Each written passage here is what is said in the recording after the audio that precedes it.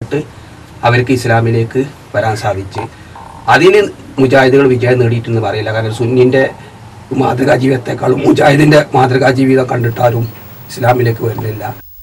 അപ്പോൾ മാന്യ സഹോദരങ്ങളെ, അപ്പോൾ കോട്ടപ്പുറം സംവാദം, ആ സംവാദത്തിൽ പോലും വ്യക്തിപ്രഭാവം ഉണ്ടാക്കാൻ ശ്രമിച്ചു എന്നാണ് പറയുന്നത്.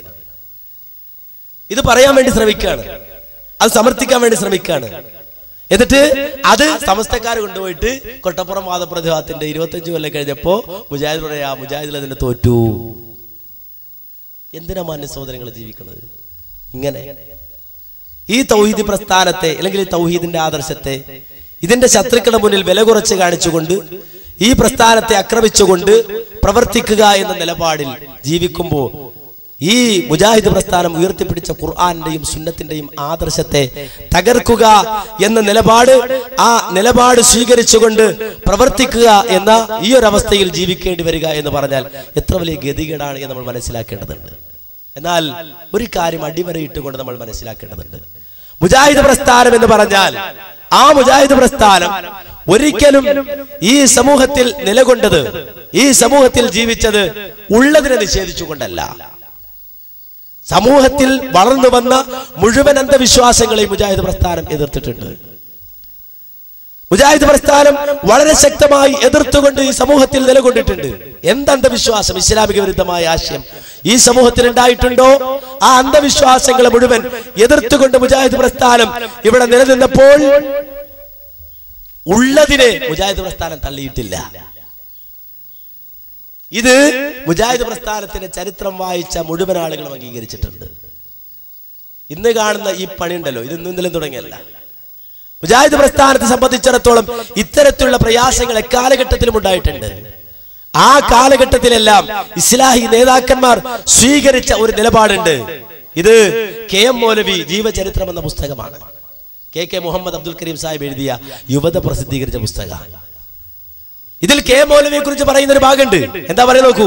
KM മൗലവി സാഹിബ് വിശുദ്ധ ഖുർആനും തിരുസുന്നത്തും അനുസരിച്ച് ജീവിച്ചിരുന്ന ഒരു മിതവാദിയായ പണ്ഡിതനായിരുന്നു.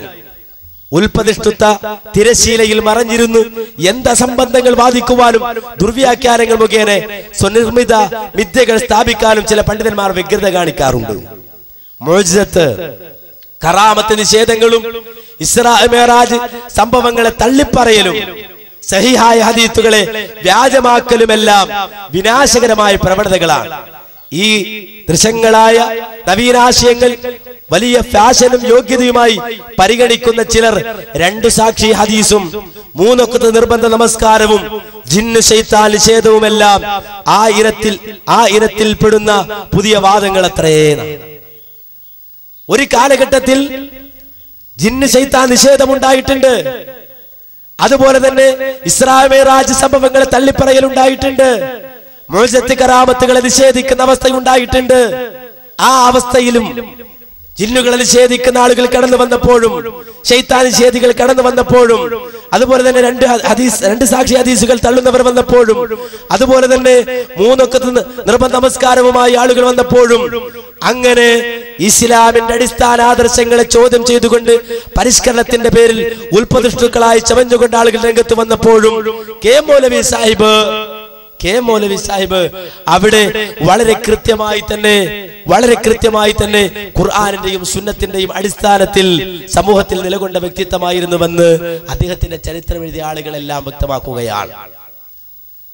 അപ്പോൾ വളരെ വ്യക്തമായ നേർക്ക് നേരെയുള്ള ഒരു നിലപാട്, ആ നിലപാട് മുജാഹിദ് പണ്ഡിതന്മാർ എക്കാലഘട്ടത്തിലും സ്വീകരിച്ചിട്ടുണ്ട്. നിഷേധിച്ചുകൊണ്ട്, എല്ലാത്തിനെയും പറ്റി നിഷേധിച്ചുകൊണ്ട് നിലനിൽക്കുന്ന നിലപാടല്ല. ഉള്ളതിനെ അംഗീകരിച്ചുകൊണ്ടും ഇല്ലാത്തതിനെ എതിർത്തുകൊണ്ടും, ഉള്ളത് അംഗീകരിച്ചുകൊണ്ടും ഇല്ലാത്തതിനെ എതിർത്തുകൊണ്ടും ആ നിലപാട് സ്വീകരിച്ചുകൊണ്ടാണ് മുജാഹിദ് പ്രസ്ഥാനം നിലനിന്നിട്ടുള്ളത് എന്ന് നമ്മൾ മനസ്സിലാക്കേണ്ടതുണ്ട്.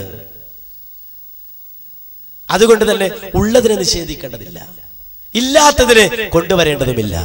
അതിനിടയിലുള്ള മധ്യമമായ ഒരു നിലപാട്, ആ നിലപാടാണ് മുജാഹിദ് പ്രസ്ഥാനം സ്വീകരിച്ചിട്ടുള്ളത്. പിന്നെന്താ ഇനി അടുത്ത വിഷയം? മടവൂരികൾ വളരെ ശക്തമായി ആളുകൾക്കിടയിൽ പ്രചരിപ്പിക്കുന്ന മറ്റൊരു വിഷയം. ആ വിഷയം എന്തെന്ന് ചോദിച്ചാൽ അത് മറ്റൊന്നല്ല, മുജാഹിദ് പ്രസ്ഥാനം കണ്ണേറ് സത്യാണെന്ന് പറയുന്നു. കണ്ണേറ് സത്യാണെന്ന് പറഞ്ഞു. അപ്പൊ അതിനെക്കുറിച്ച് എന്താ പറയുന്നത്? കണ്ണേറ് സത്യം എന്ന് പറയാൻ പറ്റില്ല, കണ്ണേറ് തന്നെ പറയാൻ പറ്റൂല, നേരെ വെച്ച് വശ്യത എന്ന് വേണമെങ്കിൽ പറയാം. കണ്ണിന്റെ വശ്യത എന്ന് പറയാം. ആരാ പറയണത്? സലാസുലും എന്നെ കേട്ടോളൂ. അതിനെപ്പറ്റി കണ്ണിന്റെ വശ്യത. ഇനി ഞാൻ ചോദിക്കുന്ന, കേരളത്തിൽ കണ്ണേറ് വലിക്കുന്ന ഒരാളെ പേര് പറഞ്ഞതാണ് നിങ്ങൾ. എന്നാ ഓൻ എനിക്ക് വാടക എടുക്കണം. ഈ ചാവർപ്പഴന്റെ ആവശ്യമില്ല.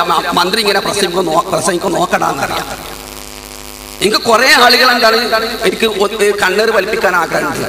പക്ഷെ പോലീസ് കുറച്ചൊക്കെ ശാരീരികമായി പീഡനം ചെയ്യാൻ ആഗ്രഹമുണ്ട്. ഒരു ശിർക്കും വിധത്ത് പ്രസംഗിച്ചെടുക്കുകയാണ്. പക്ഷെ പോലീസ് പിടിച്ചൊന്ന് പിടിച്ചിട്ടാ കണ്ണേറ് കൂടെ വേണം ശരിയാക്കിയാലോ. ഇനി ശത്രു വിമാനമൊക്കെ ഇതാക്കാനേ ഈ കണ്ണേറ് വലിച്ചതാകെ കൊണ്ട് അതിർത്തി നിർത്തിയാൽ മതി, വിമാനം വീഴ്ത്താൻ വേണ്ടിയിട്ട് ഇല്ലേ. അപ്പൊ ഇന്ന് കേരളത്തിൽ ഇതുപോലെ ചോദ്യം, കണ്ണേറ് എല്ലാവർക്കും വലിക്കുമോ? അതാ പ്രത്യേക വ്യക്തിൻ്റെ വലിക്കുള്ളൂ. എന്നാ വ്യക്തിന്റെ പേര് പറഞ്ഞു. ഇവിടെ ചാവർ പടേണ്ടി മറ്റൊക്കെ ആവശ്യമില്ല. എന്താ സെക്യൂരിറ്റി ഉണ്ടായിട്ട് എന്താ മന്ത്രിക്ക് ആവശ്യം? ഇവിടുന്ന് ഇങ്ങനെ നോക്കിയാൽ പോരെ. പ്രപഞ്ചത്തിന്റെ വ്യവസ്ഥ. അതേ സമയം ചില ഹദീസുകളിൽ ഞാൻ എന്റെ അവസ്ഥ പറഞ്ഞ് വിശ്വാസ കാര്യങ്ങൾ കൊറ്റപ്പെട്ട് അതിന് പറ്റുമെങ്കിൽ തന്നെ കണ്ണിന്റെ വശ്യതയാണ്. അതിനൊന്നേ പറഞ്ഞിട്ടുള്ള വശ്യത ആവാൻ എന്ന് പറഞ്ഞാൽ ചില സ്ത്രീകളെ നോട്ടത്തിൽ ആണുങ്ങൾ കൊടുക്കും, ആണുങ്ങളെ നോട്ടത്തിൽ സ്ത്രീകളൊക്കെ കൊടുക്കുമ്പോൾ പിന്നെ ഹിപ്നോട്ടിസം നടത്തുന്നുണ്ട്. അതൊക്കെ നോട്ടത്തിന്റെ ഇതിലാണ്. അപ്പൊ ചില കണ്ണിന്റെ ചില വശ്യതകളുണ്ട്. അത് യാഥാർത്ഥ്യം സഹിയാകി എന്നാൽ തന്നെ ഉദ്ദേശമുള്ളൂ. ഞാൻ കണ്ടോ, കണ്ണിന്റെ വശ്യത എന്ന് ഹദീസ് സഹിയാണെങ്കിൽ തന്നെ ഉള്ളൂന്നാ. ഇത് ബുഖാരി മുസ്ലിം ഉദ്ധരിക്കുന്ന ഹദീസാ. ആ ഹദീസ് സഹിയാണെങ്കിൽ തന്നെ കണ്ണിന്റെ വശ്യത, ചില പെണ്ണുങ്ങളൊക്കെ നോക്കിയാൽ വീണു പോകുന്നു. അപ്പൊ അല്ല അതിനു കണ്ണ് എന്ന് പറഞ്ഞാല് ലൈനടിക്കുന്ന കേസാണെന്നാണ് ആര് പറയേണ്ടത്? സുല്ലൈ പറഞ്ഞത്. അങ്ങനെയാണെങ്കിൽ ബുദ്ധിക്ക് പറ്റുമോ? കണ്ണേറ് എന്ന് പറഞ്ഞാൽ എങ്ങനെ ഉണ്ടെങ്കിൽ ഒരാളെ കൊണ്ടുപോവാ. കാരണം മൂപ്പർക്ക് ഒരുപാട് പേര് നോക്കി അങ്ങനെ വീഴ്ത്താണ്ട്. ഒരു ഗുണ്ട എന്ന് പറഞ്ഞാൽ കൊണ്ടുപോവാ, രണ്ടൊരു കൊല്ലാണ്ട്. അങ്ങനെ പറയല്, അങ്ങനെ പറയണ്ട്. നബി സല്ലല്ലാഹു അലൈഹി വസല്ലം പറഞ്ഞു, ബുഖാരി ധരിക്കുന്ന ബാബ് അധ്യായം തന്നെ, ബാബ് അൽ ഐനു ഹഖ്, കണ്ണേറ് സത്യമാണെന്ന് പറയുന്ന അധ്യായം. നബി സല്ലല്ലാഹു അലൈഹി വസല്ലം പറഞ്ഞു, അൽ ഐനു ഹഖ്, കണ്ണേറ് സത്യമാണ്. ഇത് ബുഖാരി മുസ്ലിമും സംയുക്ത റിപ്പോർട്ട് ചെയ്ത ഹദീസാണ്. എന്നാൽ കണ്ണേറ് എന്ന് പറയാൻ പറ്റൂല, കണ്ണിന്റെ വശ്യത എന്ന് പറയാൻ പറ്റുള്ളൂ. എങ്കിലും മാന്യ ചോദിക്കാനുള്ളത്, ഇത് CP ഉമർ സുല്ലമി എഴുതിയ പുസ്തക. എന്താ ഈ പുസ്തകത്തിന്റെ പേര്?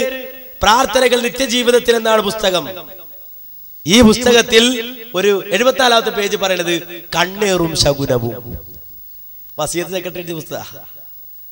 കണ്ണേറും ശകുനവും എന്ന് പറഞ്ഞു നോക്കൂ. അബൂ സഅദ് റളിയല്ലാഹു അൻഹു പറഞ്ഞു, റസൂലുള്ളാഹി സ്വല്ലല്ലാഹു അലൈഹി വസല്ലമ ജിന്നിൽ നിന്നും മനുഷ്യന്റെ കണ്ണിൽ നിന്നും അല്ലാഹുവിനോട് രക്ഷ തേടിയിരുന്നു.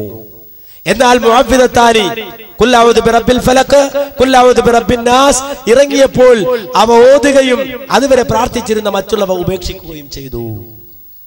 അപ്പൊ കണ്ണേറ്, ആ കണ്ണേറിൽ നിന്ന് റസൂലുള്ളാഹി അല്ലാഹുവിനോട് അഭയം ചോദിച്ചിരുന്നു എന്ന് CP ഉമർ സുല്ലമി എഴുതി വെക്കുക. SSF അഥവാ സലാം സുലൈം ഫാൻസ് പറയാണ്, കണ്ണിന്റെ വശ്യത എന്നേ പറയാൻ പാടുള്ളൂ. ബുഖാരിലെ ഹദീസ്, മുസ്ലിം ഉദ്ധരിച്ച ഹദീസ് സത്യമാണെങ്കിൽ തന്നെ, അത് ശരിയാണെങ്കിൽ തന്നെ വശ്യത എന്ന് പറഞ്ഞാൽ മതി. ഇത് അടുത്ത പുസ്തകം. ഈ പുസ്തകം ആരെഴുതിയതാ?